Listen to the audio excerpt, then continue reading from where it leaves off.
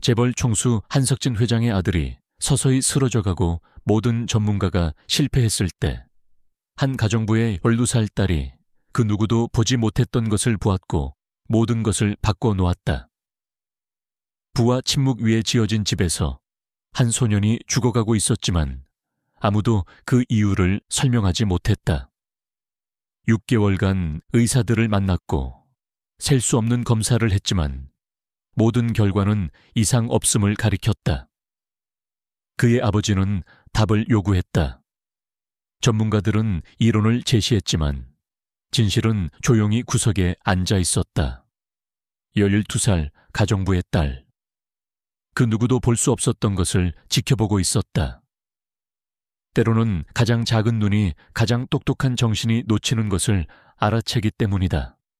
그리고 그녀가 본 것은 자존심을 드러내고 생명을 구하고 그들이 의학에 대해 그리고 스스로에 대해 믿었던 모든 것을 바꿀 것이었다. 이것은 단지 질병과 과학에 대한 이야기가 아니다. 이것은 한 아이의 조용한 관찰이 어떻게 확신의 제국을 무너뜨렸는지에 대한 이야기이다. 그리고 잊기 전에 오늘 어디서 이 이야기를 보고 계신가요? 아래에 댓글을 남겨주세요. 이야기를 즐겨주세요. 한 아이의 눈이 전문가들로 가득 찬 방에 숨겨진 진실을 보았다. 12살의 이유나는 유리 커피 테이블 위에 물 자국을 손가락으로 따라 그렸다. 그녀의 어머니가 그것을 놓쳤는데 거의 일어나지 않는 일이었다. 이 거대한 집, 온통 유리와 차가운 흰색 대리석으로 지어진 이 집은 그녀의 어머니에게 가장 큰 일터였다. 그리고 그녀의 어머니, 이선화는 절대 얼룩 하나 놓치는 법이 없었다. 유나는 이곳, 특히 이 중앙 아트리움에 있어서는 안 됐다. 그녀는 직원용 주방에서 숙제를 끝내고 있어야 했지만 어머니가 또 늦게까지 일하는 중이었다.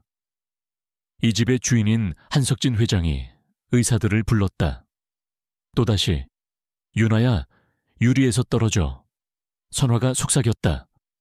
목소리는 날카롭고 지쳐 있었다. 아무것도 만지지 마. 소리도 내지 말고. 안 그랬어. 유나가 손을 거두며 속삭여 답했다.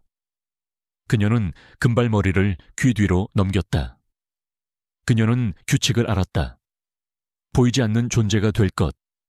가정부의 딸은 가정부보다도 못한 존재였다. 유령이었다. 그녀는 그저 숨 쉬는 가구일 뿐이었다. 직원용 복도 옆 구석에서 유나는 거대한 거실을 들여다볼 수 있었다. 마치 병실처럼 보였다.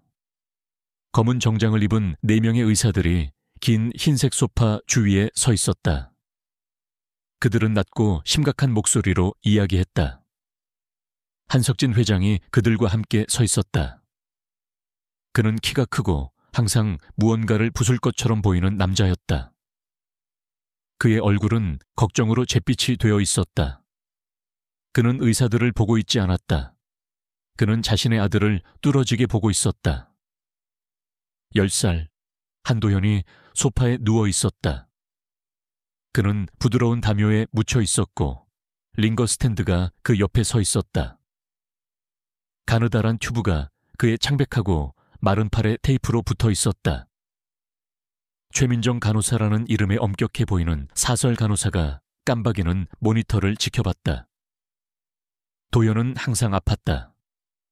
6개월 동안 유나는 방과 후에 어머니와 함께 이곳에 왔다. 그녀는 질병이 그 소년을 훔쳐가는 것을 지켜봤다. 처음에는 휠체어를 탔다. 그 다음엔 소파에서만 머물렀다. 이제 그는 거의 눈을 뜨지 못했다. 검사 결과는 결론이 나지 않습니다. 한 회장님. 은발의 남자인 김태호 박사가 말했다. MRI는 깨끗합니다.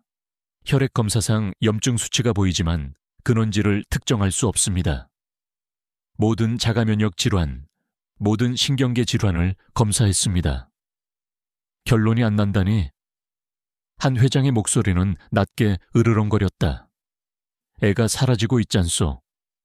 내가 당신들에게 얼마를 쓰는데. 답을 찾아내. 새로운 실험적 치료를 제안하려 합니다. 김 박사가 매끄럽게 말했다. 스위스에 있는 클리닉입니다. 유나는 그들의 말을 무시했다. 그녀는 그들의 단어를 듣고 있지 않았다. 그녀는 도연을 보고 있었다. 그녀는 그의 손가락이 담요 위에 놓인 방식을 보았다. 종이장처럼 얇은 피부 아래 푸른 혈관을 보았다. 어머니는 그녀가 너무 빤히 쳐다본다고 말했다. 유나야, 예의 없는 거야. 사람들은 누가 쳐다보는 거 안 좋아해. 하지만 유나는 어쩔 수 없었다. 그녀는 알아채는 사람이었다. 그녀의 배낭 속에는 그녀의 가장 소중한 보물이 들어있었다. 가죽 표지의 작은 책이었다. 그녀의 증조할머니의 일기장이었다. 증조할머니 로즈는 그냥 참전 용사가 아니었다. 그녀는 한국전쟁의 야전 간호사였다. 그녀는 기계도 검사도 없는 야전병원에서 복무했다. 그녀가 가진 것은 오직 그녀의 눈뿐이었다. 유나는 그 일기장들을 너무 많이 읽어서 몇몇 부분은 외울 정도였다. 의사들은 열을 본다. 그들은 상처를 본다. 로즈는 빛바랜 푸른 잉크로 썼다. 그들은 환자의 눈이 왼쪽으로 흔들리는 것을 보지 못한다. 그들은 그의 숨결에서 나는 희미한 아몬드 냄새를 알아채지 못한다. 그들은 작은 것들을 놓친다. 전쟁은 시끄럽지만 진실은 언제나 조용히 속삭인다. 유나는 그 말을 신조로 삼았다. 그녀는 조용한 것들을 찾아다녔다. 그리고 그녀는 도연에 대해 무언가를 알아챘다. 그녀는 전에 3번이나 그것을 봤다. 그것은 증상이었지만 의사들 중 누구도 그것을 본 적이 없었다. 그들은 항상 자신들의 차트를 보느라 너무 바빴다. 그것이 지금 시작되었다. 그것은 조용했다. 너무나 조용해서 오직 지켜보는 자만이 볼 수 있었다. 먼저 이완되어 있던 도연의 왼손이 천천히 말려 들어갔다. 검지가 두드리기 시작했다. 엄지손가락을 향해 일정하고 리드미컬하게. 하나 둘 셋 멈춤. 하나 둘 셋 멈춤. 유나의 숨이 멎었다. 그저 너무 약해 보일 뿐입니다. 한 회장이 아들에게 등을 돌린 차에 말했다. 아무 기운이 없어요. 아닙니다. 활력 징후는 안정적입니다. 최 간호사가 모니터에 눈을 고정한 채 끼어들었다. 혈압은 일정합니다. 애를 보라고요.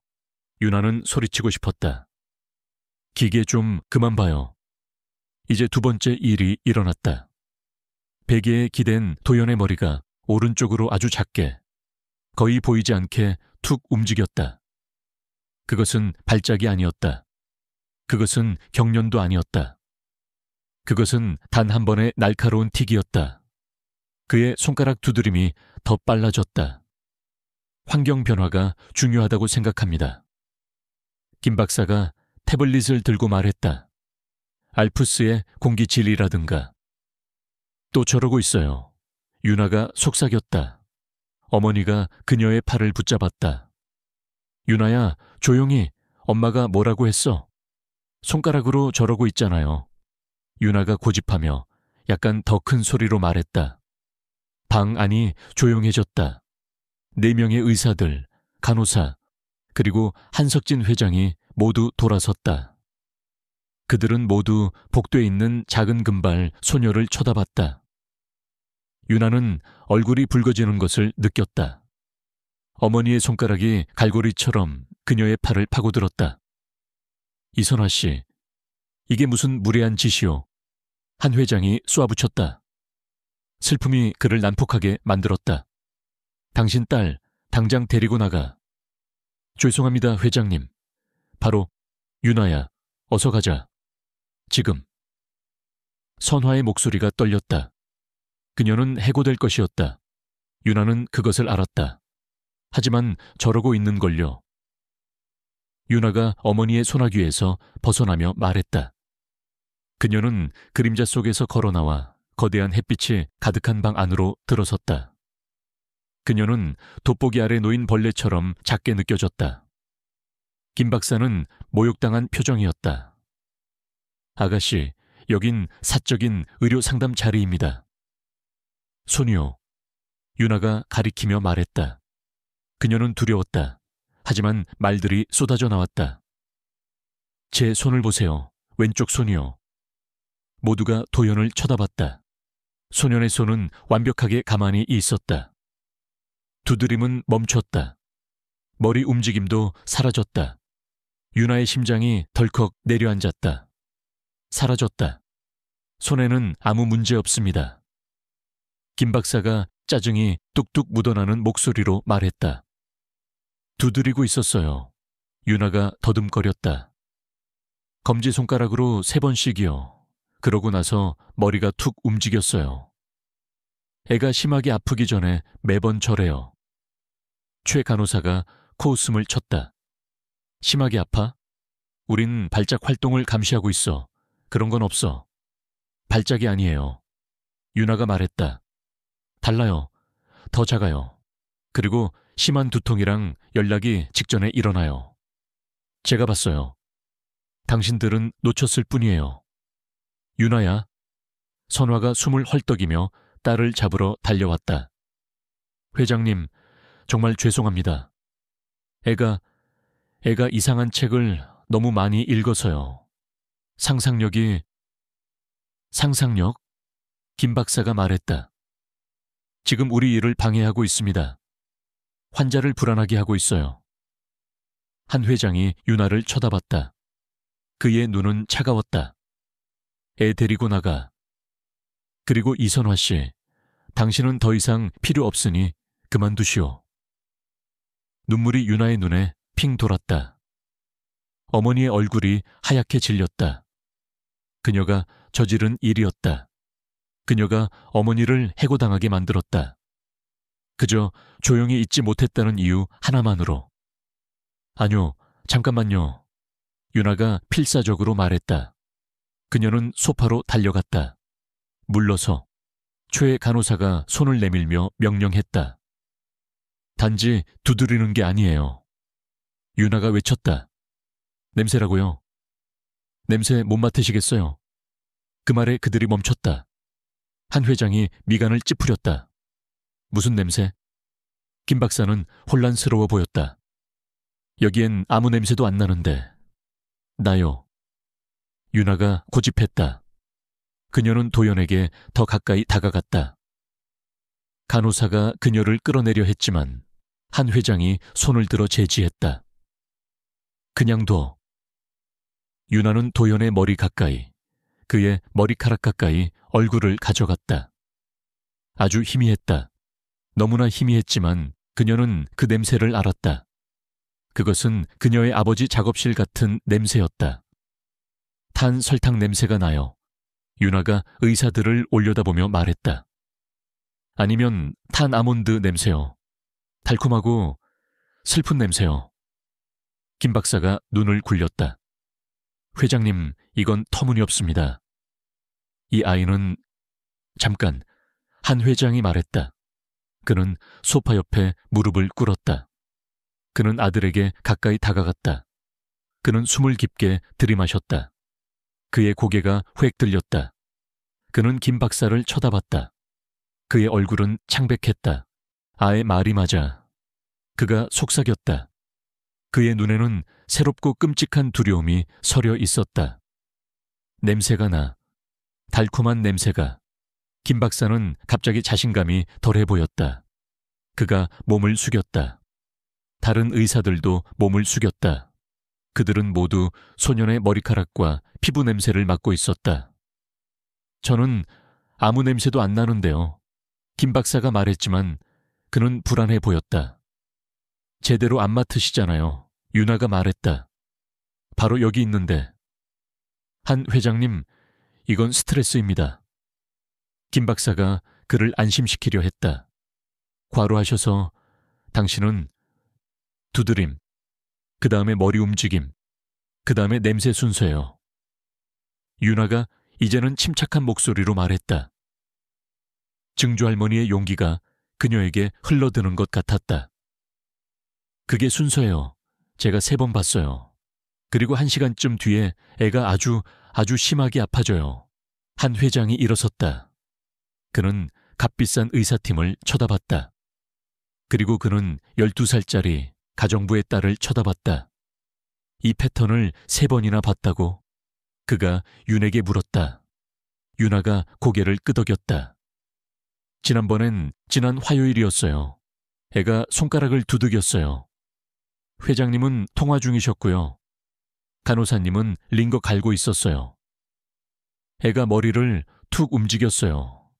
그러고 나서 머리 아프다고 했고요. 2시간 뒤에 열이 39.4도까지 올랐어요.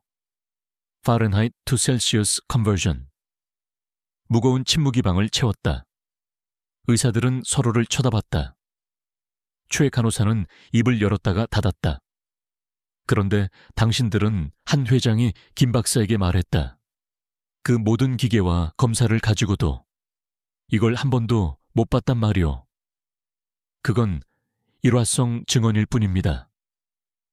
김 박사가 더듬거렸다. 아이의 관찰이고요. 패턴이요. 한 회장이 말했다. 그리고 이건 우리가 6개월 만에 처음으로 찾은 패턴이야.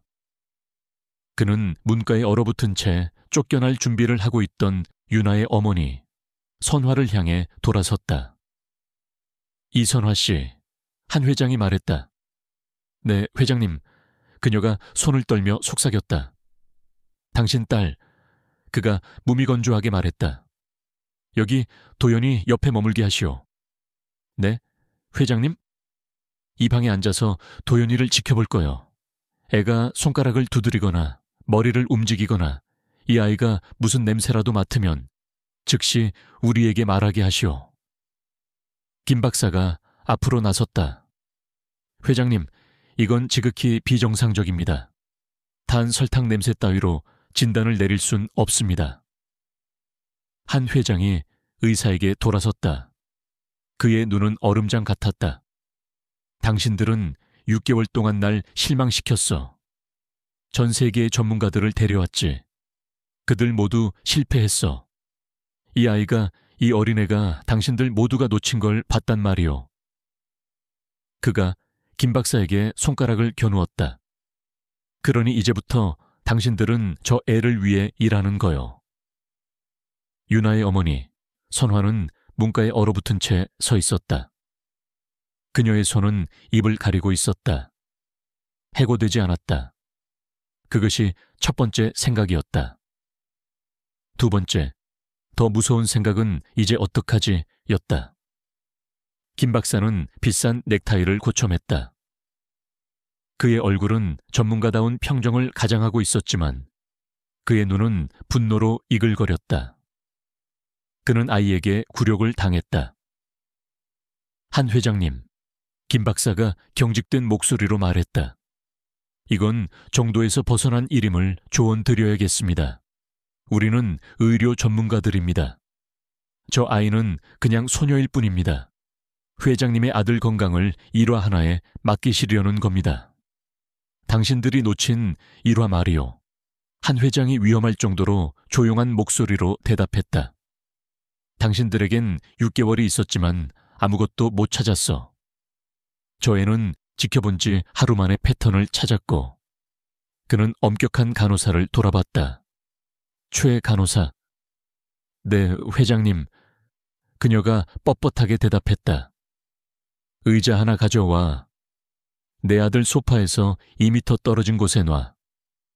회장님, 의자 가져오라고 했소. 그가 명령했다. 저 애는 이 방을 떠나지 않아. 내가 말할 때까지. 선화 씨, 그가 윤아의 어머니를 보며 말했다. 네, 한 회장님. 선화가 속삭였다. 오 실장, 매니저, 오에게 보고하시오.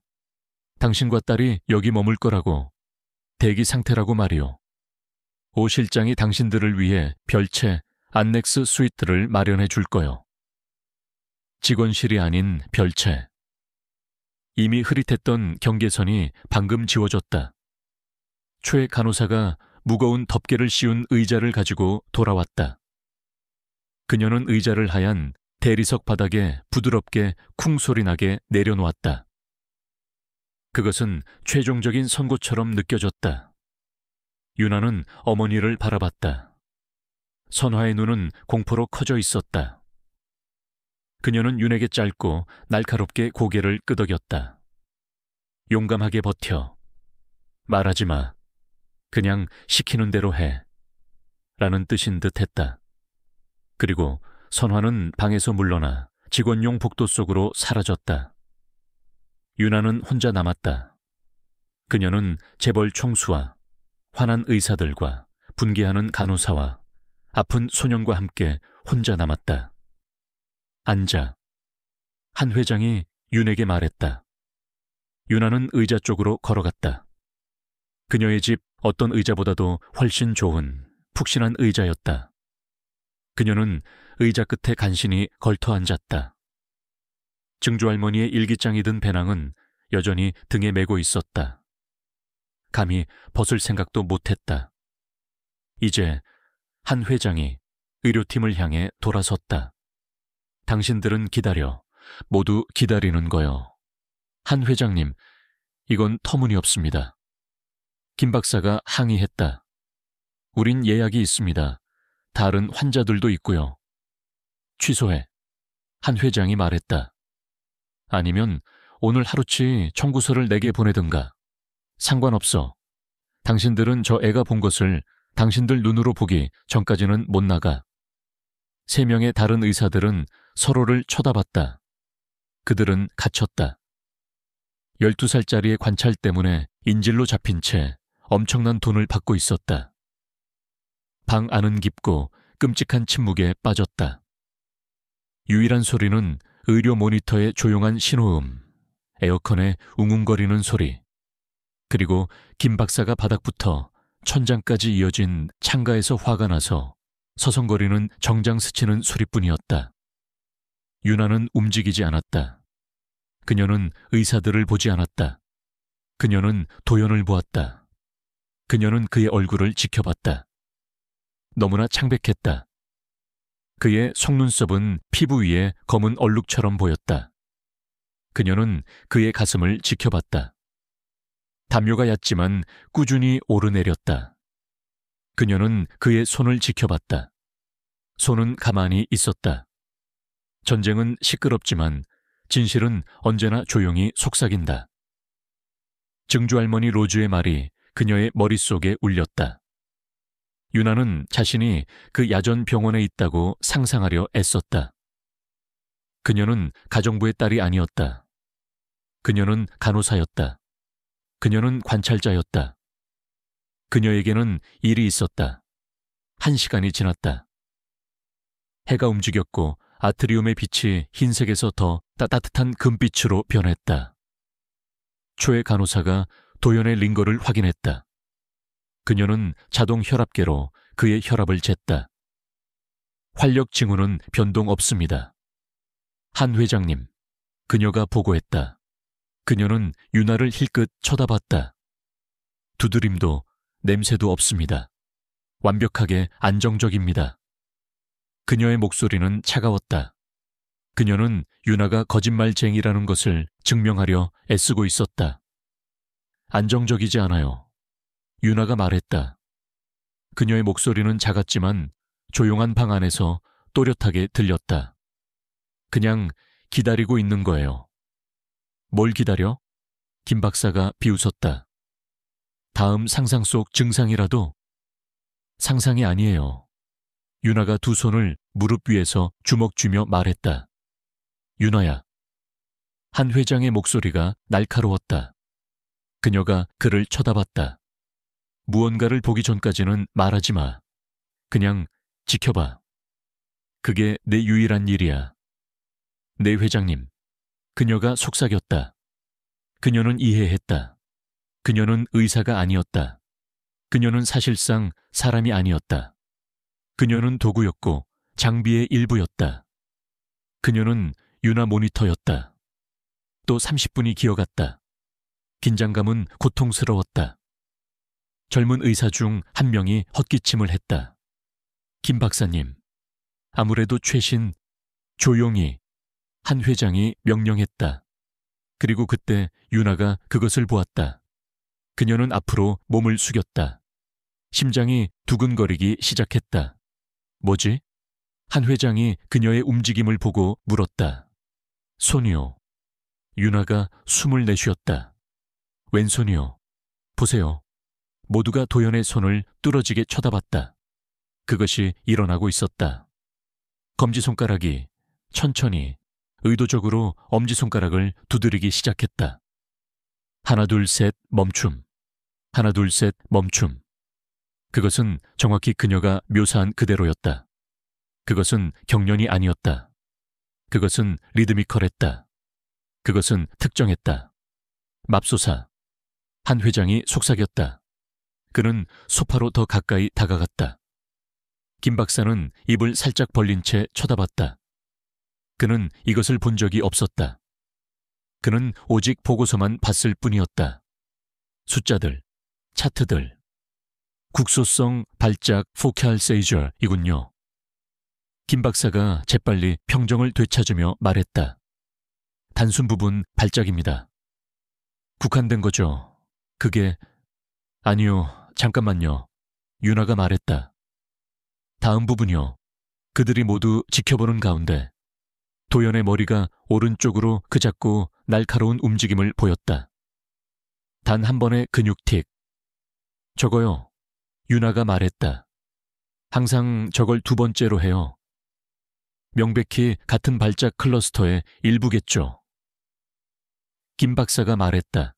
하지만 그는 새로운 강렬한 집중력으로 도연을 지켜보고 있었다. 이제 윤아가 목소리를 낮추며 말했다. 냄새요. 그녀는 의자에서 일어나 소파로 몇 걸음 다가갔다.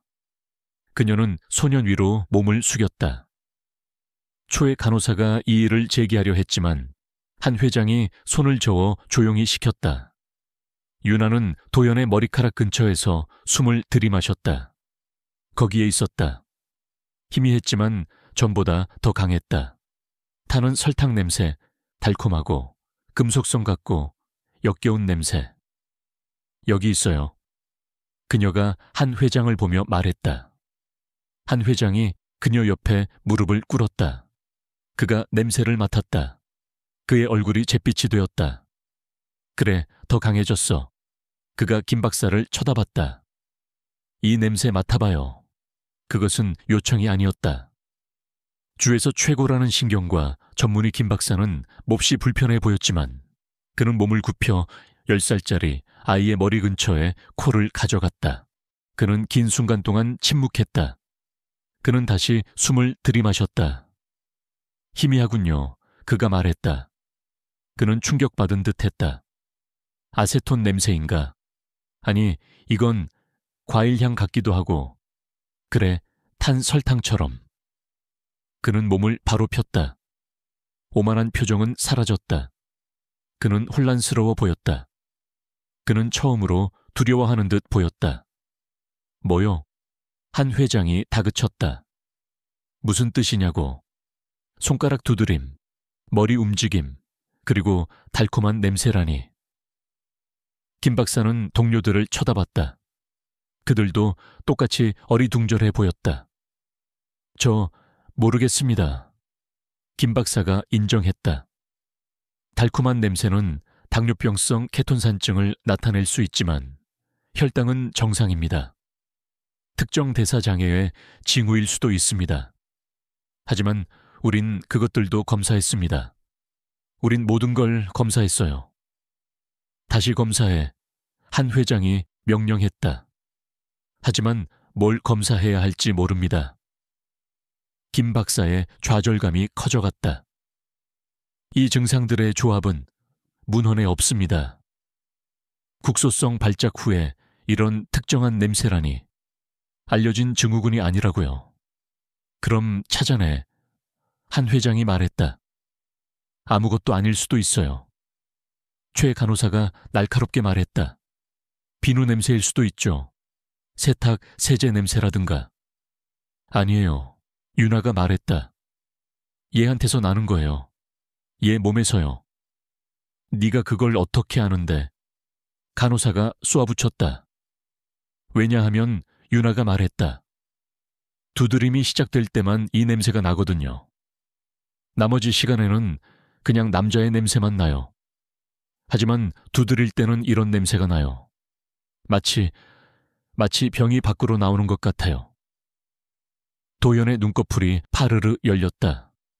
그가 신음했다. 그가 속삭였다. 그의 목소리는 마른 숨소리 같았다. 간호사님, 머리가 아파요. 유나는 벽에 걸린 시계를 쳐다봤다. 시작되고 있어요. 그녀가 한 회장에게 말했다. 지난 화요일이랑 똑같아요. 처음엔 두드림, 그 다음엔 냄새, 이제 두통, 다음엔 열이 올 거예요. 한 회장이 최 간호사를 쳐다봤다. 약물 투여해. 지금. 네, 회장님. 간호사가 서둘러 주사기를 준비했다. 김 박사는 유나를 지켜보고 있었다. 그는 더 이상 그녀를 아이로 보고 있지 않았다. 그는 그녀를 설명할 수 없는 변수로 보고 있었다. 얼마나 오래 이걸 의심했지? 그가 그녀에게 물었다. 유나는 약간 움츠러들었다. 의심 안 했어요, 박사님. 전 그냥 지켜봤어요. 애한테 책이 있어요. 선화가 말했다. 모두가 돌아봤다. 유나의 어머니가 문가에 서 있었다. 그녀는 윤에게 줄 물 한 잔을 들고 있었지만 방에 들어오기가 너무 두려워 보였다. 한 회장님, 선화가 떨리는 목소리로 말했다. 애 증조 할머니가 전쟁 때 간호사였어요. 일기장을 쓰셨죠. 유나가 애가 그걸 항상 읽어요. 그 책이 애한테 이것저것 알아채는 법을 가르쳐 줬어요. 한 회장은 유나를, 그녀가 여전히 메고 있는 배낭을 쳐다봤다. 그 일기장, 그가 말했다. 내게 보여줘.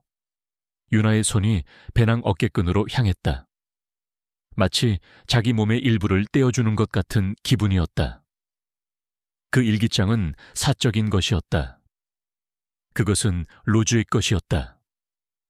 하지만 그녀가 만난 사람 중 가장 강력한 남자가 그녀를 쳐다보고 있었다. 천천히 그녀는 배낭을 어깨에서 벗었다. 그녀는 메인 주머니의 지퍼를 열었다. 그녀는 학교 교과서와 필통을 꺼냈고 맨 아래 얇은 천 조각에 쌓인 작고 낡은 가죽책이 있었다. 그녀는 앞으로 걸어가 그것을 한석진 회장에게 건넸다. 그가 그것을 받았다. 그는 천을 풀었다. 그는 약하고 누렇게 변한 페이지들을 펼쳤다. 그가 1951년 코리안 워 애답테이션의 우아하고 빛바랜 필체를 읽는 동안 방 안은 조용했다. 그는 1분 동안 읽었다. 그리고 그는 고개를 들었다. 유나가 아니라 김 박사를 향해 여기 이렇게 쓰여 있군. 한 회장이 이상한 새로운 존경심이 담긴 목소리로 말했다. 기계는 심장이 뛰는지 말해줄 수 있지만 왜 뛰는지는 말해주지 못한다. 기계는 영혼을 볼 수 없다. 다가오는 폭풍을 경고하는 작은 변화들을 볼 수 없다. 진실은 의사들이 너무 거만해서 보지 못하는 세부 사항에 있다. 그는 책을 조용히 덮었다. 그는 그것을 윤에게 돌려주었다. 넌 여기 머문다, 유나야. 그가 말했다. 단지 지켜만 보는 게 아니야. 김 박사에게 네가 본 것을 말해. 네가 생각하는 것을 말해. 회장님, 그건 안 됩니다. 김 박사가 말했다. 이게 새로운 계획이요, 김 박사. 한 회장의 목소리는 강철 같았다. 당신과 당신 팀은 이 방에서 일하게 될 거요.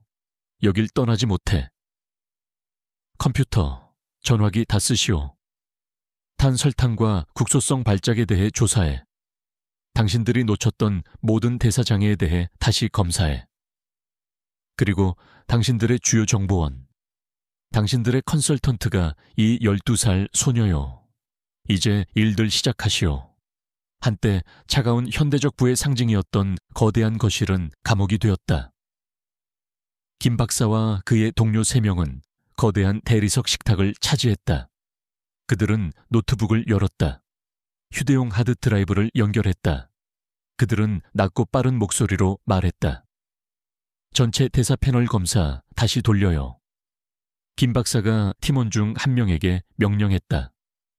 하지만 이번엔 모든 분지샷을 아미노산 BCAA의 플래그 표시해. 그 냄새, 그 탄 설탕. 그건 한 가지를 특징적으로 나타내지. MSUD 생각하시는 겁니까? 젊은 의사가 물었다. 당연히 MSUD 생각하지. 김 박사가 쏘아붙였다. 단풍당뇨증, 메이플 시럽 유린 디지즈. 드물지만 그 냄새 신호는 틀림없어.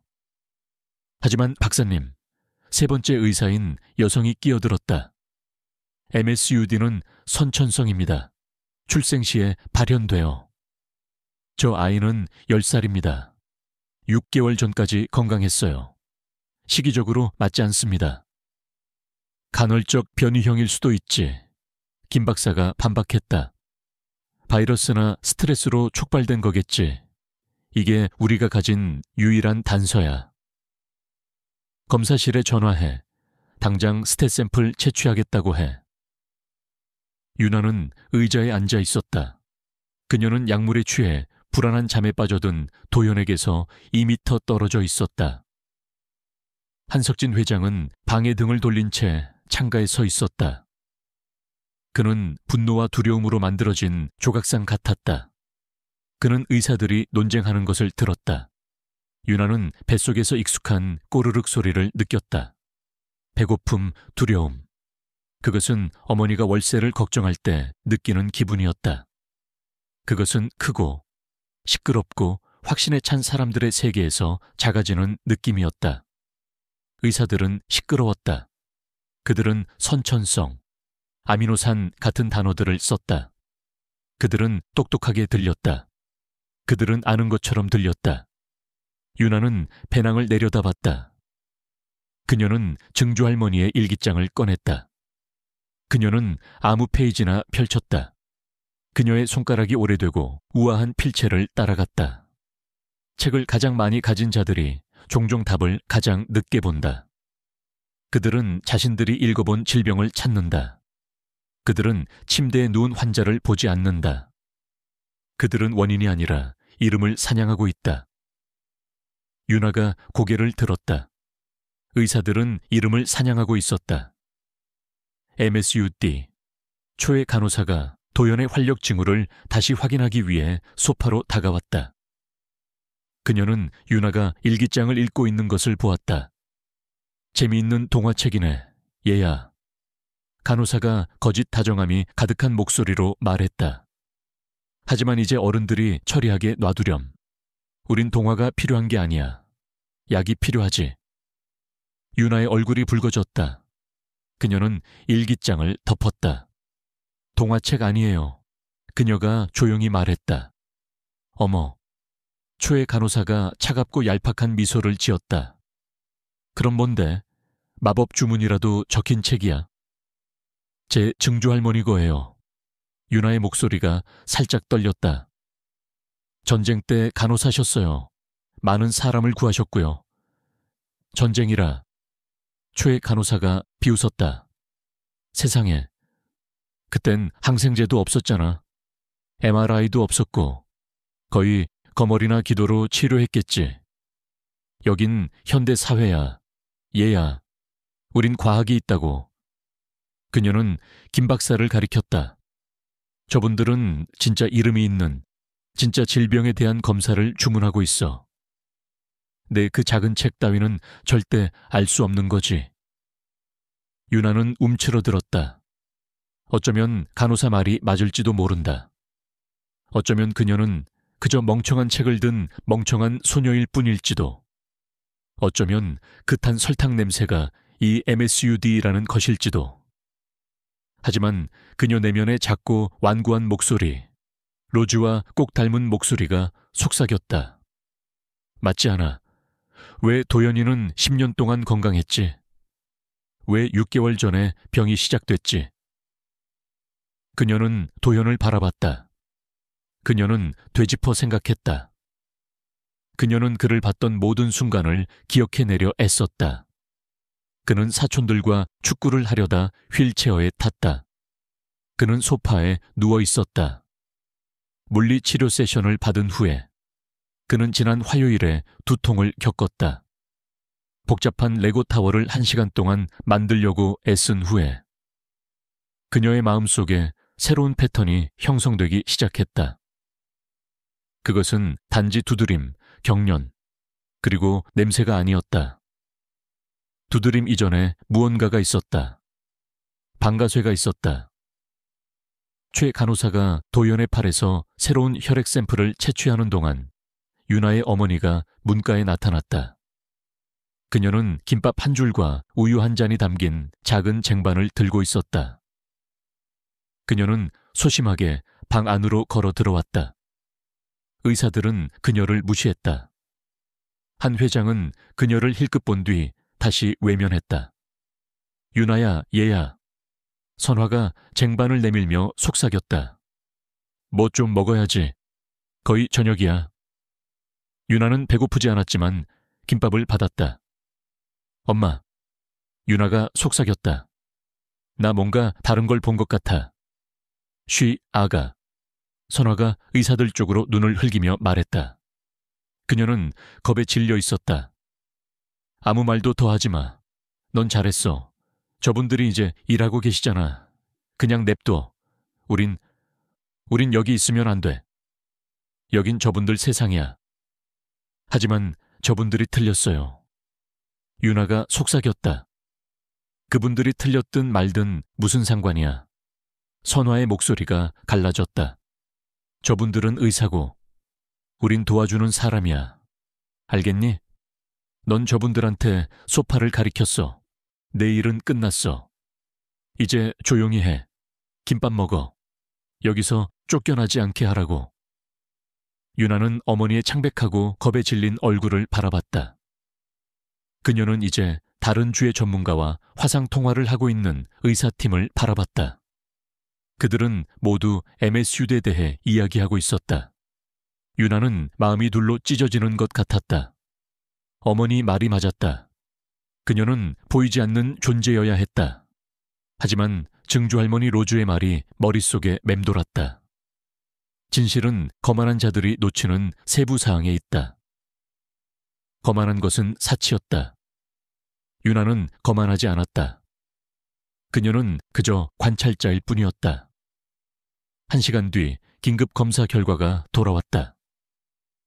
김 박사의 노트북에 메시지가 떴다. 그가 그것을 읽었다. 자신감 넘쳤던 그의 얼굴이 창백해졌다. 뭐요? 한 회장이 창가에서 돌아서며 다그쳤다. 검사 결과가... 김 박사가 무미건조하게 말했다. 단풍당뇨증 대사 패널 검사요. 그리고 음성입니다. 김 박사가 불신의 참 목소리로 말했다. 완전히 정상입니다. 그 병이 아니에요. 방 안은 다시 침묵에 잠겼다. 그들이 가졌던 유일한 단서, 그들이 이름을 댈 수 있었던 유일한 진짜 질병이 막다른 길에 부딪혔다. 젊은 의사가 두 손을 들었다. 그럼 우린 원점이네요. 이 증상들을 조합하는 알려진 질병은 없습니다. 있어야지. 한 회장이 으르렁거렸다. 한 회장님, 우린 모든 걸 검사했습니다. 김 박사가 좌절감에 목소리를 높였다. 신경계, 자가면역계, 대사계, 유정계, 아무것도 없어요. 그 증상들, 두드림, 냄새, 그건 변칙적인 것들입니다. 연결이 안 돼요. 아니요, 연결돼요. 유나가 말했다. 방 안의 모든 고개가 그녀에게로 향했다. 복도에 숨어있던 그녀의 어머니가 숨을 헐떡였다. 최 간호사가 눈을 굴렸다. 오, 제발, 또 시작이네. 유나가 일어섰다. 다리가 후들거렸지만 그녀는 가죽 일기장을 손에 들고 있었다. 방패처럼 들고 있었다. 방금 뭐라고 했지? 한 회장이 그녀에게로 걸어오며 말했다. 연결된다고요. 유나가 이제 더 또렷한 목소리로 말했다. 당신들은 그냥 엉뚱한 부분을 보고 있어요. 병 자체를 보고 있다고요. 병이 일어나기 전에 무슨 일이 일어나는지는 안 보고요. 김 박사는 모욕당한 표정이었다. 그래서 그 전에 뭐가 일어나는데? 꼬마 아가씨? 피곤해져요. 유나가 말했다. 김 박사가 빤히 쳐다봤다. 피곤해진다고? 당연히 피곤하지. 애가 지금 위독하잖아. 그건 원인이 아니라 결과야. 아니요. 유나가 고집했다. 졸려서 피곤한 게 아니에요. 근육이 피곤해져요. 제가 봤어요.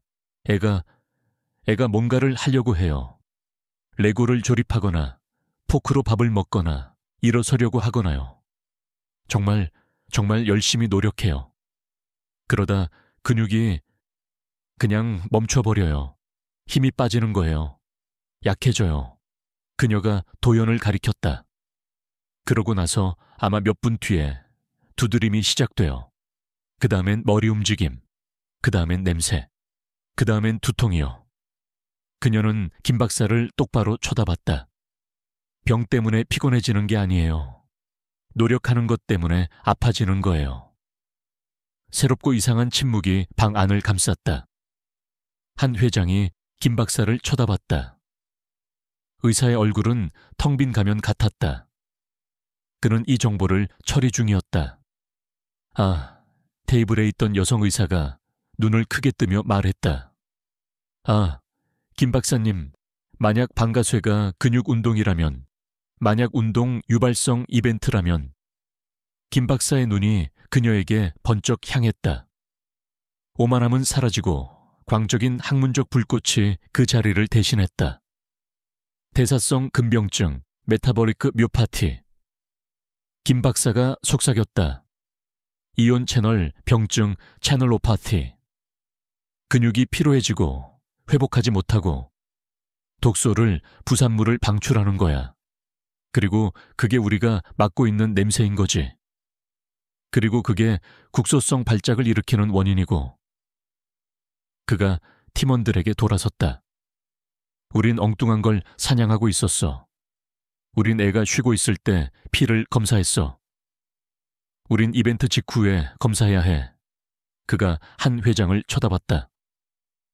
한 회장님, 이건 돌파구입니다. 이건 조사의 방향 자체를 바꾸는 겁니다. 한 회장은 김 박사를 보지 않았다. 그는 유나를 보고 있었다. 그는 70년 된 책을 꽉 쥐고 있는 몸에 비해 큰 의자에 앉은 작은 소녀를 보고 있었다. 이벤트를 유발해야 합니다. 김 박사가 흥분해서 말했다. 근육 피로를 부드럽게 유도해서 정확히 기능이 정지하는 순간에 피를 뽑아야 합니다. 안 돼. 한 회장이 말했다. 김 박사가 멈칫했다. 한 회장님, 그게 확실히 알 수 있는 유일한 방법입니다. 해야만 해요. 내 아들한테 어떤 것도 유발하지 마. 한 회장이 말했다. 애를 다치게 하지 말라고. 우린 기다릴 거요. 그리고 이번엔 그가 유나를 향해 돌아섰다. 네가 우리에게 언제 시작될 것 같은지 말해주는 거다.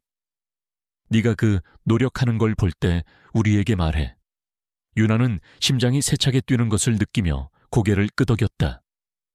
그녀가 해냈다. 그녀가 그들의 길을 바꿨다. 초의 간호사는 구석에 팔짱을 낀 채 서 있었다. 그녀의 얼굴은 순수한 분노로 굳어 있었다. 그녀가 틀렸다. 마법의 책과 소녀가 방금 그녀의 현대 과학을 이겼다. 아트리움의 침묵은 2시간 동안 이어졌다. 그것은 무겁고 추한 침묵이었다. 의사들은 대리석 테이블에 앉아 있었다. 그들은 화면을 응시했다. 그들은 아이디어가 바닥났다. MSU에 대한 그들의 거창한 이론은 틀렸다. 그들은 다시 원점으로 돌아왔다. 최 간호사는 모니터를 확인하며 바쁘게 움직였다. 그녀의 움직임은 날카롭고 짜증이 나 있었다. 그녀는 유나를 쳐다보는 것을 피했다. 유나는 의자에 앉아 있었다. 그녀는 조각상 같았다. 그녀는 도연을 지켜봤다. 그녀는 그가 숨 쉬는 것을 지켜봤다. 그녀는 기다리고 있었다. 무엇을 기다리는지는 몰랐다. 그녀는 그저 기다려야 한다는 것만 알았다. 그녀의 어머니, 선화가 들어왔다 나갔다 했다. 그녀는 윤에게 물 한 병을 가져다 주었다. 그녀는 도연의 이마에 달 따뜻한 물수건을 가져왔다. 그녀는 짜증난 의사들의 눈에 띄지 않으려 필사적인 쥐처럼 움직였다. 유나는 증조할머니의 일기장을 펼쳤다. 그녀는 로즈의 목소리를 들을 필요가 있었다. 그녀의 손가락이 그녀가 표시해둔 구절을 찾았다. 의학을 하는 사람들은 참을성이 없다. 그들은 자르고 주사하고 행동하기를 원한다. 그들은 몸이 그 자체의 언어를 가지고 있음을 잊는다. 몸은 자신의 시간에 맞춰 말한다. 진정한 치유는 바늘이 아니라 인내심에서 시작된다. 몸이 비밀을 말할 때까지 기다려야 한다.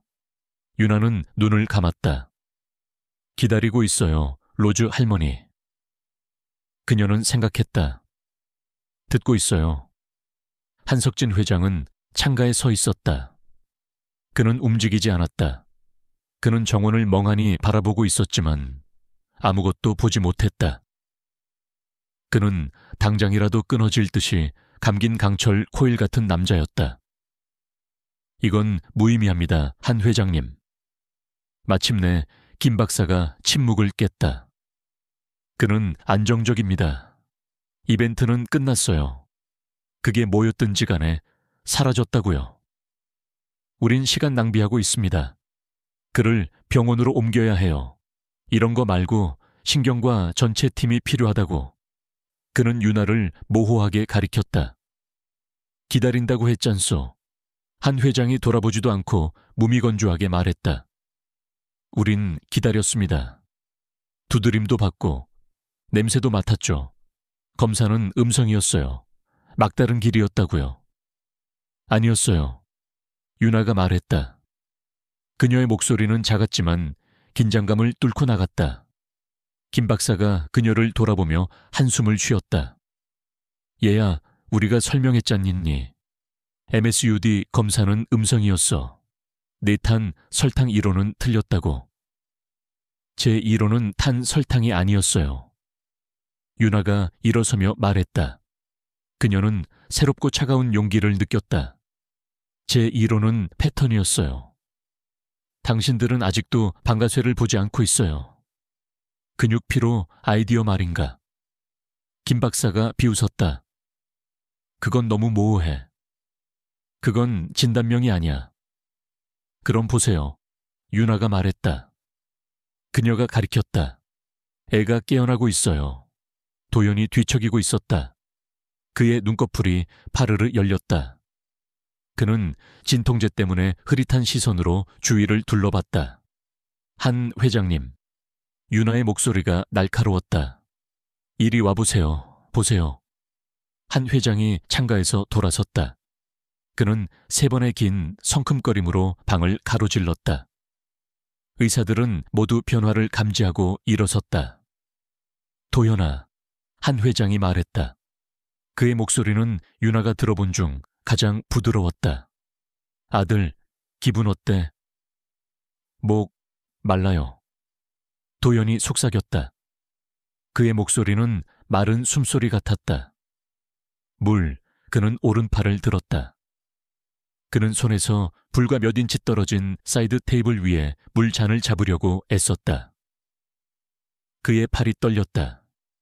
그의 팔뚝 근육이 철사처럼 팽팽하게 곤두섰다. 그는 싸우고 있었다. 그는 노력하고 있었다. 유나는 숨을 참았다. 저거예요. 그녀가 속삭였다. 저게 노력하는 거예요. 도연이 좌절감에 끙소리를 냈다. 그는 손으로 잔을 쥘 수가 없었다. 그의 손가락이 잔을 스쳤다. 잔이 기울어지며 비싼 담요 위로 얼음물이 쏟아졌다. 나 못하겠어요. 도연이 헐떡였다. 그는 그 작은 움직임만으로도 기진맥진했다. 그의 팔은 쓸모없어진 채 옆으로 툭 떨어졌다. 괜찮아, 아들. 최간 한 회장이 말하기 시작했다. 아니요, 유나가 소리쳤다. 너무 큰 소리라 모두가 움찔했다. 기다려요. 제 다른 쪽 손을 보세요. 그들의 시선이 모두 소파 위에 손바닥을 위로 한 채 놓여있던 도연의 왼손으로 향했다. 그것이 시작되고 있었다. 검지손가락이 엄지손가락을 두드렸다. 하나, 둘, 셋, 멈춤. 하나, 둘, 셋, 멈춤. 저기요, 유나가 숨을 내쉬었다. 저게 방가소예요. 근육기능 상실. 이제 병이 와요. 맙소사. 여성의사가 속삭였다. 애 말이 맞아요. 그들이 지켜보는 가운데 도연의 머리가 작고 날카롭게 오른쪽으로 툭 움직였다. 김 박사는 전류에 감전된 듯 했다. 했어. 패턴을 반복하고 있어. 냄새요? 유나가 몸을 숙이며 말했다. 시작되고 있어요. 희미하지만 나요. 피 뽑아. 한 회장이 명령했다. 아니, 기다려요. 김 박사가 외쳤다. 그는 이제 다른 사람이 되어 있었다. 그는 발견의 직전에 선 과학자였다. 아직 뽑지 마. 정점에서 검사해야 해. 완전히 발현된 이벤트가 필요하다고. 애 안 다치게 한다면서요. 유나가 따졌다. 안 다치게 해. 난 그냥 몸이 비밀을 말할 때까지 기다리는 거야. 김 박사가 그녀의 말을 되받아치며 말했다. 그들은 기다렸다. 도연의 손가락 두드림이 더 빨라졌다. 달콤한 탄 설탕 냄새가 더 강해져 소파 주위의 공기를 채웠다. 유나는 도연의 목에서 희미한 맥박이 너무 빨리 뛰는 것을 볼 수 있었다. 머리! 도연이 눈을 질끈 감으며 신음했다. 너무 아파요. 지금이야. 김 박사가 소리쳤다. 초의 간호사, 피 뽑아. 전체 패널 스탯으로. 그리고 휴대용 분석기 준비해. 검사실이 아니라 여기서 검사할 거야. 최 간호사가 달려들었다. 그녀의 손이 떨리고 있었다. 그녀는 화가 났지만 동시에 프로였다. 그녀는 정맥을 찾았다. 그녀는 암적색 피를 3병 뽑았다. 돌려요. 김 박사가 팀에게 명령했다. 여성 의사가 샘플병을 들고 식탁으로 갔다. 그녀는 1시간 전에 모든 것이 정상이라고 말했던 작게 웅웅거리는 기계에 피를 주입했다. 방 안은 전기가 흐르는 듯했다. 유일한 소리는 도연의 낮은 신음, 최 간호사가 진통제를 투여하며 내는 날카로운 의료기기 소리, 그리고 분석기의 신호음뿐이었다. 유나는 한 회장 옆에 섰다. 그녀는 떨고 있었다. 그녀는 할 수 있는 모든 것을 했다. 이제 기계가 말할 차례였다. 열이에요. 그녀가 속삭였다. 이제 열이 올 거예요. 한 회장이 그녀의 어깨에 무거운 손을 얹었다. 그는 그녀를 위로하는 것이 아니었다. 그는 그녀에게 매달리고 있었다. 그는 그녀를 다처럼 사용하고 있었다. B. 테이블 위 노트북에서 작은 전자음이 울렸다. 김 박사와 그의 팀이 화면 주위로 모여들었다. 유나는 그들의 얼굴을 살폈다. 그녀는 혼란을 보았다. 그 다음엔 불신을 보았다. 아니야. 김 박사가 숫자를 응시하며 속삭였다. 이건 불가능해. 뭐요? 한 회장이 다그쳤다. 뭐가 문제요? 칼륨. 김 박사가 경외감에 찬 목소리로 말했다. 혈청 칼륨 수치가 8,000G입니다. 이건 천문학적인 수치예요. 그게 무슨 뜻이오? 한 회장이 으르렁거렸다. 그건 그가 죽었어야 한다는 뜻입니다. 여성 의사가 고개를 들며 말했다. 그렇게 높은 수치는 즉각적인 치명적 심정지를 유발합니다. 하지만 제 심장은 아직 뛰고 있어요.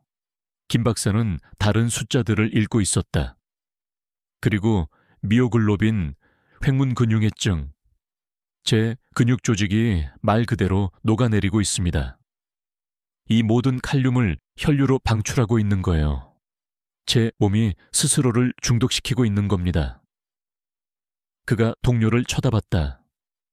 근육 운동 후에 쇠약감, 그 다음엔 대량의 칼륨 방출, 국소성 발작, 이건 신경계 질환이 아니야. 이건 이온 채널 병증이야. 유전적인 세상에. 그가 한 회장을 쳐다봤다. 오만함은 사라졌다. 그 자리는 방금 풀 수 없는 문제를 푼 남자의 거칠고 흥분된 표정으로 대체되었다. 이게 뭔지 알겠습니다. 김 박사가 말했다. 뭐라고 부르는 거요? 고칼륨 혈성 주기성 마비, 하이퍼칼레미스 페리오딕 파랄리시스. 하이퍼, 너무 많은 칼륨 카레미스. 주기성 마비. 유전적 돌연변입니다. 극도로 드물죠. 제 근육세포의 이온 채널이 제대로 작동하지 않는 겁니다. 애가 몸을 쓰면 채널들이 공황 상태에 빠져요. 칼륨을 처리하지 못하고 한꺼번에 다 쏟아내는 겁니다. 그게 근육을 마비시키고 혈액을 범람시키는 거죠. 그 두드림은 발작이 아니었어요. 진짜가 아니라. 칼륨 중독으로 신경이 오작동하는 거였습니다. 그 냄새, 그건 제 몸이 치명적인 복용량의 자체 화학물질을 처리하려 애쓰는 냄새였고요. 한 회장은 창백했다. 유전이라고? 네.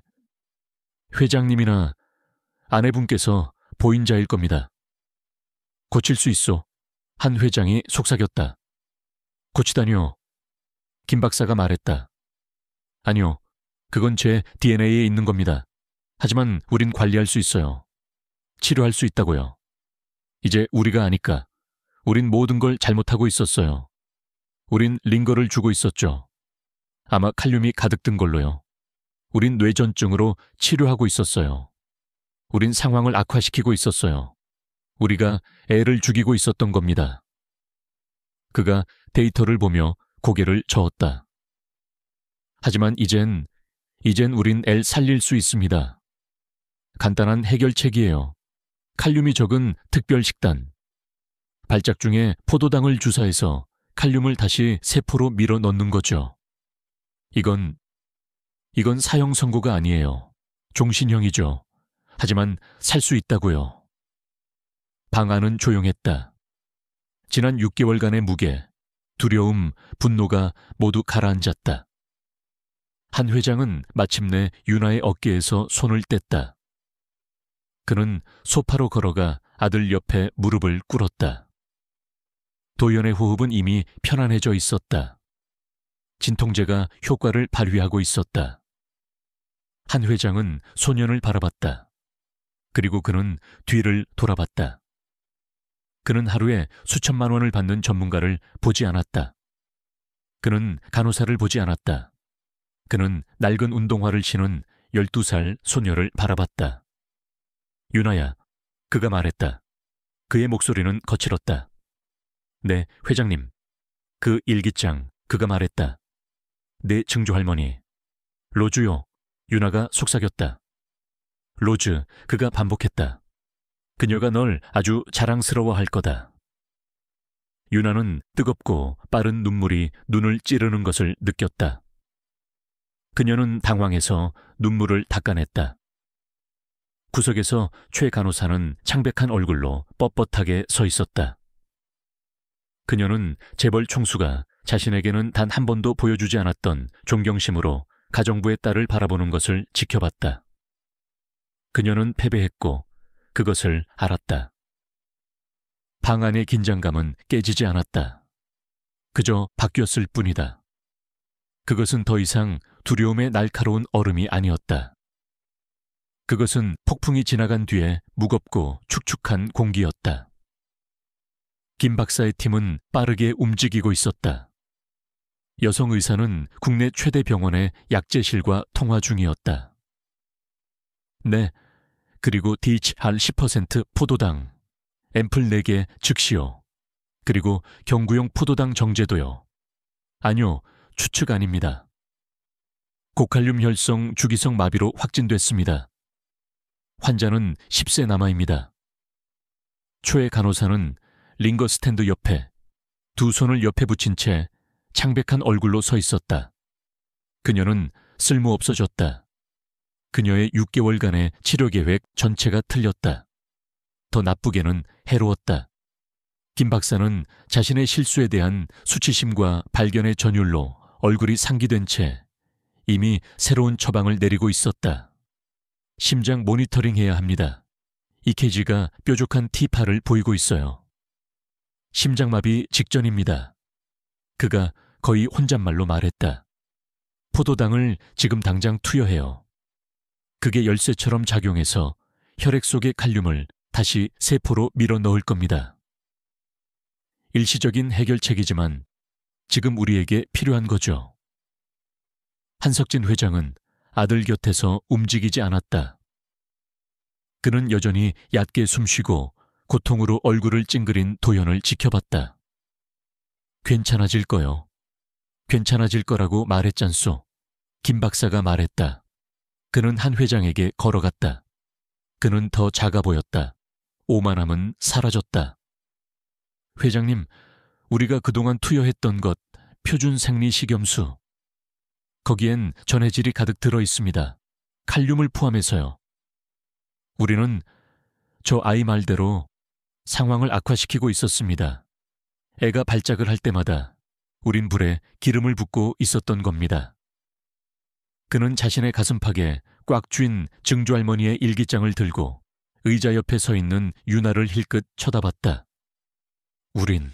저는 차트를 치료하고 있었습니다. 아이가 아니라요. 저는 흔한 질병을 찾고 있었죠. 단 한순간도 이렇게 드문 병을 고려하지 않았습니다. 제 교과서에 맞지 않는다는 이유로 증상들을 묵살했죠.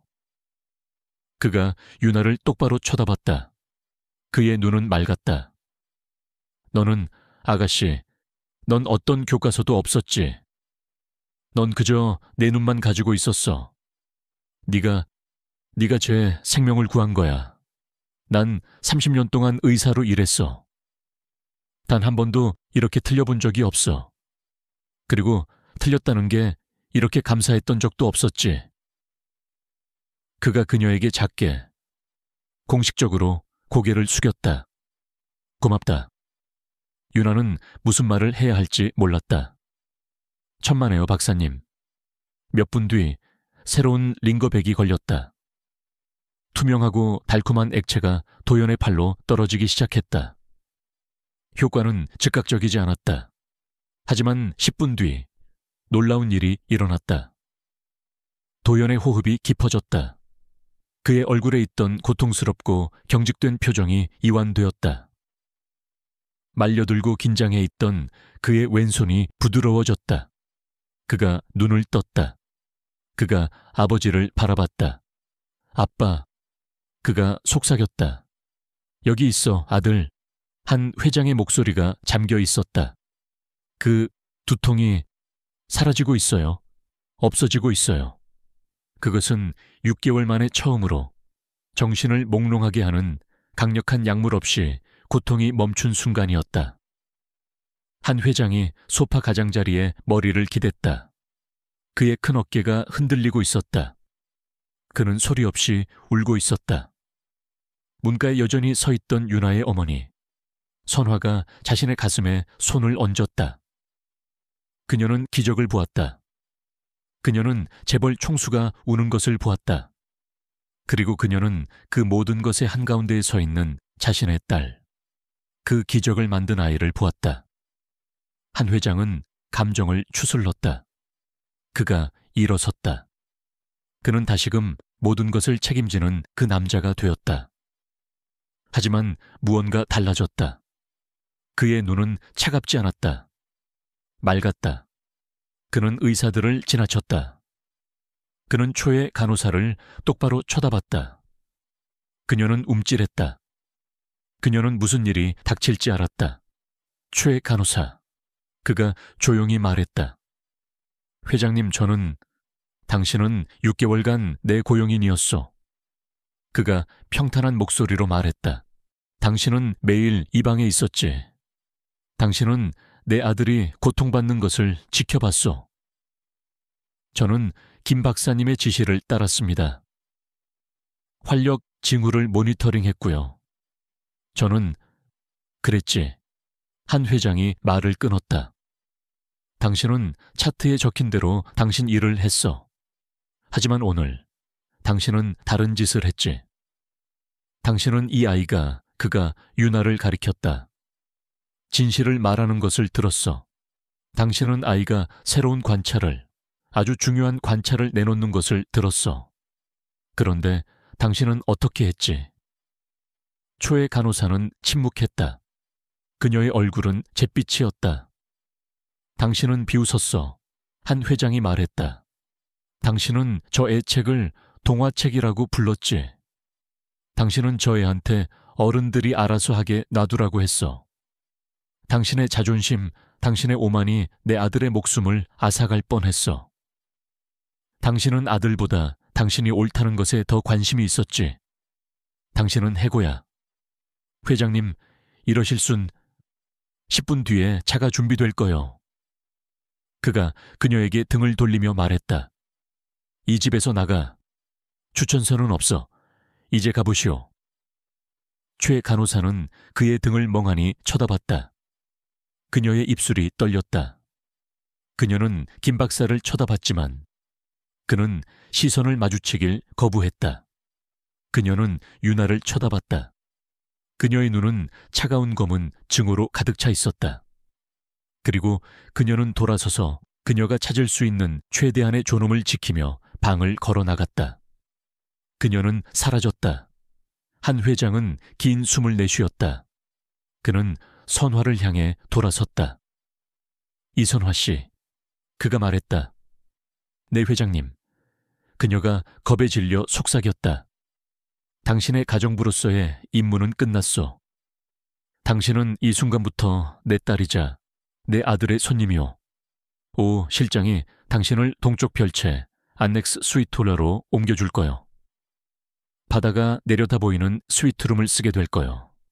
우리와 함께 식사하시오. 당신은 이제 가족이오. 회장님, 저는 그럴 수 없습니다. 선화가 더듬거렸다. 저는 그냥 돕는 사람인데요. 당신은 내 아들을 구한 소녀의 어머니요. 한 회장이 마치 그것이 모든 것을 설명한다는 듯이 말했다. 그것만이 중요해. 이제 제발 딸을 데리고 가시오. 두 사람 다 좀 쉬어. 그가 유나를 쳐다봤다. 내일도 여기 와주렴, 유나야. 관찰자로서가 아니라 친구로서. 도연이가 친구가 필요할 거야. 사흘이 지났다. 한 회장의 저택은 완전히 변했다. 한때 병원처럼 차갑고 조용했던 집은 이제 달라졌다. 여전히 의료진이 있긴 했지만 김 박사와 그의 팀은 감시자가 아니라 컨설턴트였다. 그들은 쾌활했다. 그들은 흥분해 있었다. 그들은 불가능하다고 생각했던 회복을 목격하고 있었다. 도연은 자기 방, 자기 침대에 앉아 있었다. 링거 스탠드는 사라졌다. 모니터도 사라졌다. 그의 얼굴에 혈색이 돌아왔다. 유나는 그의 침실 바닥에 앉아 있었다. 그녀의 반지하 집 전체보다 더 큰 방기였다. 그들은 고피쉬 카드 게임을 하고 있었다. 칠 카드 있어? 도연이 물었다. 그는 웃고 있었다. 유나는 그가 웃는 것을 본 적이 없었다. 고피쉬, 고피쉬. 유나가 미소로 답했다. 너 저번 간호사보다 이거 더 잘한다. 도연이 말했다. 그 사람은 항상 내가 이기게 해줬거든. 그건 그 사람이 진짜로 게임을 한 게 아니니까. 유나가 말했다. 그냥 널 관리한 거지. 하지만 넌 아니네. 그가 말했다. 넌 그냥 여기 있잖아. 그가 카드를 내려놓았다. 있잖아, 나 그날 큰 방에서 네가 한 말 들었어. 유나가 고개를 들었다. 깨어 있었어. 가물가물했지. 의사들 말소리도 들었고 아빠 목소리도, 그리고 네 목소리도 들었어. 다들 시끄럽고 화나고 무서워하는 것 같았어. 그런데 내 목소리는, 그가 잠시 생각했다. 내 목소리는 조용했어. 넌 그냥 진실을 말하는 것처럼 들렸어. 그가 그녀를 쳐다봤다. 고마워. 그 사람들 모두 기계만 쳐다보고 있을 때 넌 날 봤어. 넌 날 봤다고. 유나의 마음이 벅차올랐다. 우리 증조 할머니가 가르쳐 주셨어. 그 책에 나오는 분? 유나가 고개를 끄덕였다. 할머니가 그러셨어. 진실은 언제나 조용히 속삭인다고. 복도 아래 호화로운 별채에서 선화는 자신의 침대를 정리하려 애쓰고 있었다. 그녀와 1년 동안 함께 일했던 한 가정부가 달려 들어왔다. 선화 씨, 제발요. 가정부가 경악하며 말했다. 그러시면 안 돼요. 그건 제 일이에요. 선화가 시트를 떨어뜨렸다. 미안해요, 마리아 씨. 난 이런 게 익숙하지 않아서요. 우리 모두 정말 기뻐요, 선화 씨. 마리아가 진심 어린 목소리로 말했다. 그리고 따님 일도요. 천사예요, 천사. 애가 한 일, 한 회장님이 모두에게 말씀하셨어요. 선화는 부드러운 의자에 앉았다. 그녀는 꿈을 꾸는 것 같았다. 그녀는 자랑스러웠지만 또한 두려웠다. 이곳은 그녀의 세계가 아니었다. 이들은 그녀의 사람들이 아니었다. 그녀는 손님으로 있는 법을 몰랐다. 그녀는 오직 보이지 않는 존재로 있는 법만 알았다. 그날 저녁 한 회장이 선화와 유나를 자신의 서재로 불렀다. 서재는 어두운 색 나무와 가죽, 그리고 수천 권의 책으로 가득 찬 방이었다. 한 회장은 자동차만큼이나 큰 책상 뒤에 앉아 있었다. 앉으시오. 그가 가죽의자 2개를 가리켰다. 유나와 선화가 앉았다. 우리 변호사들이 초의 간호사의 퇴사 처리를 했소. 그가 말했다. 그리고 김 박사가 아주 큰 청구서를 제출했지. 내가 지불했고 그의 연구병원에도 상당한 금액을 기부했소. 아, 그리고 그가 도연이 케이스에 대한 논문을 공동 저술을 했는데 유나 내 이름이 감사의 말 acknowledgements에 들어갔더군. 유나의 눈이 커졌다. 하지만 내가 당신들을 부른 건 그것 때문이 아니오. 한 회장이 말했다. 그는 책상 서랍을 열고 수표책을 꺼냈다. 선화 씨, 그가 말했다. 당신은 나 때문에, 이 일 때문에 직장을 잃었소. 당신의 시간과 용기에 대해, 그리고 모든 것에 대해 보상하고 싶었소. 그는 수표를 써서 책상 너머로 밀었다. 선화가 그것을 쳐다봤다. 유나도 쳐다봤다. 영이 너무 많았다. 유나는 머리가 어지러웠다. 커런시, 원. 어머니가 10평생을 일해도 벌지 못할 돈이었다. 선화는 2 손을 무릎 위에 올렸다. 그녀는 수표를 다시 밀어냈다. 아닙니다, 회장님. 그녀가 말했다. 목소리가 떨렸지만 단호했다. 한 회장이 한쪽 눈썹을 치켜 세웠다. 아니라니. 제 딸은 선화가 말을 이었다.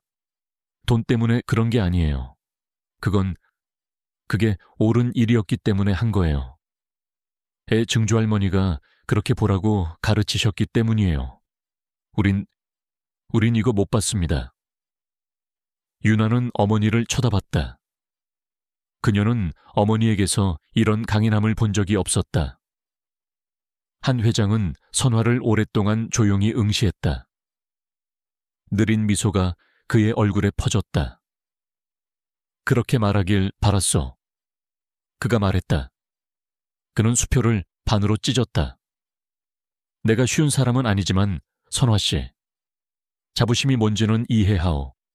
그리고 명예가 뭔지도. 그가 두 손을 깍지 꼈다. 그러니 돈 이야기는 하지 맙시다. 역사 이야기를 하지요. 그가 유나를 쳐다봤다. 내가 우리 팀에게 네 증조할머니 로즈에 대해 좀 조사하라고 시켰소. 유나가 앞으로 몸을 숙였다. 그러셨어요? 그랬지. 그녀는 1951년 한국의 한 야전 병원 간호사였더군. Korean War Adaptation. 그가 파일을 열었다. 모든 기록에 따르면 당신이 말한 대로 전설적인 인물이었어. 이것저것 잘 알아채기로 유명했더군. 모두가 그저 술에 취했다고 생각했던 군인의 가스 궤절을 진단해냈어. 오염된 수원지를 식별해서 병동 전체를 구하기도 했고. 놀라운 분이었지. 알아요. 유나가 속삭였다. 그랬지만 한 회장이 말했다. 그녀의 기록은 불완전하더군. 그녀는 용맹한 행동으로 훈장 실버스타 이퀴벌런트를 추천받았더군. 간호사로서는 매우 높은 연계지. 전혀 몰랐어요. 선화가 말했다. 추천서가 분실됐어. 한 회장이 말했다. 전쟁이 끝났고 서류 작업이 뒤죽박죽 됐지. 영웅은 잊혔어. 늘 그렇듯이. 그가 파일을 덮었다. 나한테 정부 워싱턴 쪽에 연줄이 좀 있어. 이 과오가 바로잡히도록 내가 개인적으로 추진해볼 생각이오. 국가보훈처 Korean Veterans Affairs에서 그녀의 공적을 재검토하여 사후 포상을 진행할 거요. 유나의 턱이 떡 벌어졌다. 그리고 한 회장이 말했다. 내가 찾은 게 있어. 그녀가 구한 남자의 기록을 찾았지. 한 공수부대원이었어. 그녀는 72시간 동안 그와 함께 앉아 외과 의사들이 그의 다리를 절단하지 못하게 막았더군. 그 남자 지금 98세야. 그는 부산에 살고 그녀의 이름을 기억하고 있어. 살아계세요? 유나가 숨을 헐떡였다. 그렇다더군. 그리고 그는 자신의 목숨을 구해준 여성의 가족을 만나고 싶어해. 한 회장이 미소 지었다. 당신들이 괜찮다면 이번 주말에 내 비행기로 두 사람을 부산으로 모시도록 준비시켰소. 선화는 소리 없이 눈물을 흘리고 있었다. 유나는 그저 말없이 고개를 끄덕였다. 그녀는 가정부의 딸이 아니었다. 그녀는 유령이 아니었다. 그녀는 영웅의 증손녀였다. 그리고 어쩌면 그녀 자신도 약간은 영웅일지 몰랐다. 다음 주말 유나와 그녀의 어머니는 전용기에 올랐다. 온통 크림색 가죽과 광택 나는 나무로 되어 있었다. 유나의 어머니 선화는 핸드백을 꽉 쥔 채 좌석에 뻣뻣하게 앉아 있었다. 그녀는 비행기를 타본 적이 없었다. 괜찮아, 엄마. 유나가 말했다. 얘야, 선화가 속삭였다. 난 이런 데 속한 사람이 아닌데. 맞아. 유나가 단호하게 말했다. 그녀는 사치에 집중하지 않았다. 그녀는 배낭을 무릎 위에 올려놓았다. 안에는 일기장이 있었다. 그녀는 로즈를 알았던 사람을 만나러 가는 길이었다. 그것만이 유일하게 중요한 것이었다. 그들은 2시간을 날았다. 부산의 활주로에서 검은색 차가 그들을 맞이했고 작고 깔끔한 교회의 집으로 그들을 데려갔다. 그들이 노크하기도 전에 문이 열렸다. 60대로 보이는 한 여성이 미소 지었다. 선화 씨와 유나 양이시죠? 들어오세요. 아버지가 기다리고 계세요. 거실 창가 휠체어에 한 노인이 앉아 있었다. 그는 말랐고 피부는 종이 같았지만 그의 눈은 빛나고 있었다. 박병수, 미스터 팍, 선생님이신가요? 선화가 부드럽게 물었다. 그냥 박병수라고 부르세요. 그가 미소 지었다. 로즈의 가족이라니. 내가 살아서 이날을 볼 줄은 몰랐구려. 앉으세요. 유나와 선화는 꽃문의 소파에 앉았다. 만나 뵙게 되어 영광입니다, 할아버님. 유나가 말했다. 아니 얘야. 박노인이 말했다. 영광은 다 내 차지네. 자네 할머니를 좀 닮았어. 눈매가 날카로운 눈이었지. 친절했지만 날카로웠어. 아무것도 놓치지 않았지. 유나는 등골이 오싹해지는 것을 느꼈다. 한 회장님이 할아버지가 할머니를 아셨다고 하셨어요. 유나가 말했다. 전쟁 때요. 알다니. 박노인이 작고 마른 웃음을 터뜨렸다. 아가씨, 난 그분께 빚을 졌어. 1951년 이후로 내가 살아온 모든 날을 빚졌지. 그가 왼쪽 다리를 두드렸다. 파편. 그가 말했다. 그의 눈이 먼 곳을 응시했다. 상처가 엉망이었어. 외과 의사 소령이었는데 가스 궤저라고 하더군. 다리를 자르지 않으면 48시간 안에 죽는다고 했어. 수술 도구까지 다 꺼내놨었지. 유나가 앞으로 몸을 숙였다. 그녀의 어머니는 손으로 입을 가렸다. 난 19살이었고 끔찍하게 무서웠지. 그때 그녀가 들어왔어. 자네 증조할머니. 그녀가 외과 의사의 팔에 손을 얹었어. 멈추십시오, 소령님 하고 말했지. 그가 킥킥 웃었다. 그 의사는 격분했지. 하지만 로즈, 그녀는 두려워하지 않았어. 그녀가 말했지. 이 환자는 궤저가 아닙니다. 의사가 말했지. 이것 좀 보시오. 썩어가고 있잖소. 그러자 그녀가 말했어. 아니요, 냄새를 맡아보세요. 의사는 그녀를 미친 사람처럼 쳐다봤지만 그녀가 말했지. 궤저는 썩은 고기 냄새가 납니다. 하지만 이건 뜨거운 동전 냄새가 나요. 감염이 아닙니다. 파편이 아직 안에 있어서 안에서부터 그를 익히고 있는 거예요. 그 냄새입니다. 유나의 두 손이 저절로 입으로 향했다. 탄 설탕 냄새처럼요. 박노인의 눈이 그녀와 마주쳤다. 의사는 그녀를 믿지 않았어. 그는 자르고 싶어 했지. 하지만 그녀가 그를 부끄럽게 만들어서 엑스레이부터 확인하게 만들었어. 그녀가 옳았지. 내 다리는 쇠조각으로 가득 차 있었어. 그녀가 날 구했네. 그 이상이었지. 박노인의 목소리가 잠겼다. 외과 의사는 가버렸어.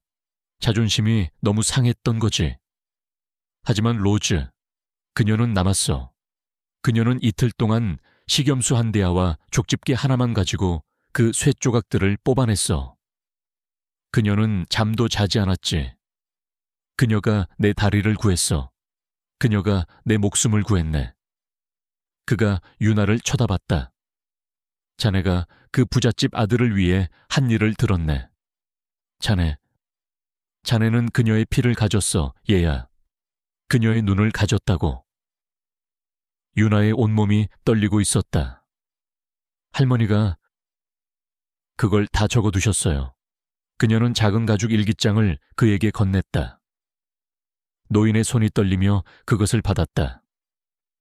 그는 그것을 얼굴로 가져갔다. 그녀가 앉아있는 걸 본 적이 없어. 그가 눈물을 글썽이며 말했다. 그녀는 항상 일하고 있었지. 항상 지켜보고 있었어. 그가 일기장을 돌려주었다. 그건 귀한 물건이야. 잘 간직하게. 그리고 자네가 그렇게 살게. 그러고 나서 그는 휠체어를 작은 책상으로 몰고 가 검푸른 상자를 꺼내어 다시 돌아왔다. 군대에서 이 상처 때문에 이걸 줬지. 그가 말했다. 그가 상자를 열었다. 빛바랜 비단 위에 훈장, Wounded Soldier Medal이 놓여 있었다. 오, 안 돼요, 할아버님. 선화가 숨을 헐떡였다. 저희가 어떻게... 난 98살이요. 박노인의 목소리가 갑자기 강해졌다. 자식도 없지. 난 이 훈장을 거의 80년 가까이 가지고 있었어. 그리고 난 이게 그녀의 것이라는 걸 매일같이 알고 있었지. 군대는 그들은 잊어. 서류는 사라지지. 하지만 거기 있었던 사람들은 우린 잊지 않아. 영웅은 영웅이야. 그가 상자를 유나의 손에 쥐어주었다. 이걸 받게. 그가 말했다. 이건 그녀의 것이야. 자네 몸에 흐르는 피를 기억하게. 그건 거만한 자들에게 그들이 틀렸다고 말하는 것을 두려워하지 않았던 한 여성의 피야. 유나는 상자 주위로 손을 감쌌다. 그것은 무거웠다. 그것은 진짜였다. 2주 뒤 한 회장의 저택은 조용했지만 그것은 병원의 조용함이 아닌 가정의 조용함이었다. 뒤뜰 정원에서 한도현이 야구공을 던지고 있었다. 그의 팔은 약했지만 그는 던지고 있었다. 오케이, 이번엔 조금 더 세게. 그가 외쳤다. 새 글러브를 낀 채 3미터 떨어진 곳에 서 있던 유나가 공을 잡았다. 점점 나아지고 있네. 그녀가 말했다. 내 새 식단 때문이야. 그가 숨을 몰아쉬며 말했다. 좀 이상해. 바나나는 못 먹지만 아프진 않아. 16일 동안 한 번도 심하게 아프지 않았어. 그건 심하게 아픈 게 아니니까. 유나가 말했다. 그건 그냥 고칼륨 혈성 주기성 마비야. 그냥 이름일 뿐이라고. 너 이상한 애야, 이유나. 그가 웃으며 말했다. 하지만 네가 여기 있어서 좋아. 나도.